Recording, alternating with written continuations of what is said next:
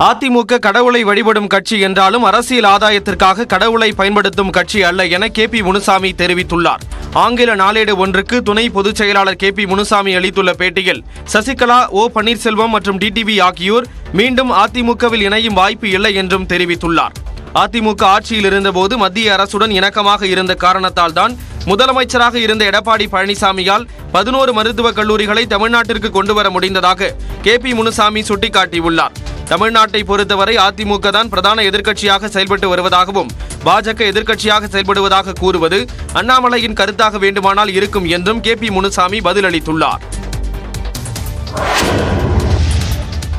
நெல்லையில் காகித பண்டல்களை ஏற்றிச் சென்ற கனரக 12 சக்கர லாரி சாலையில் ஏற்பட்ட திடீர் பள்ளத்தில் சிக்கி கவிழ்ந்தது. கரூர் மாவட்டம் புகழூரில் உள்ள ஆலையிலிருந்து காகித பண்டல்களை ஏற்றிக்கொண்டு 12 சக்கர கனரக லாரி ஒன்று நெல்லை வந்து கொண்டிருந்தது. மீனாட்சிபுரம் செல்லும் ரயில்வே பீட்டர் சாலையில் வந்து கொண்டிருந்த போது திடீரென கான்கிரீட் சாலை பெயர்ந்து பள்ளம் ஏற்பட்டது. இந்த பள்ளத்தில் டயர்கள் சிக்கி லாரி வலது பக்கம் சரிந்தது.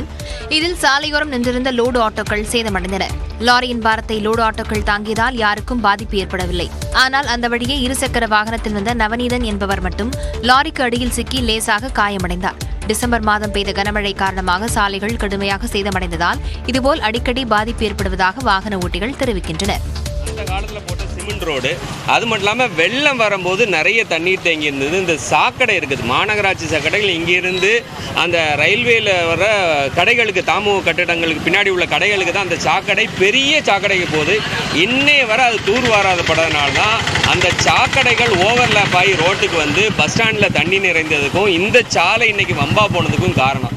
இந்த விபத்தில் 5 வாகனங்கள் சேதமடைந்தன. சாலையின் தரத்தை ஆய்வு செய்து சீரமைக்க பொதுமக்கள் கோரிக்கை விடுத்துள்ளனர்.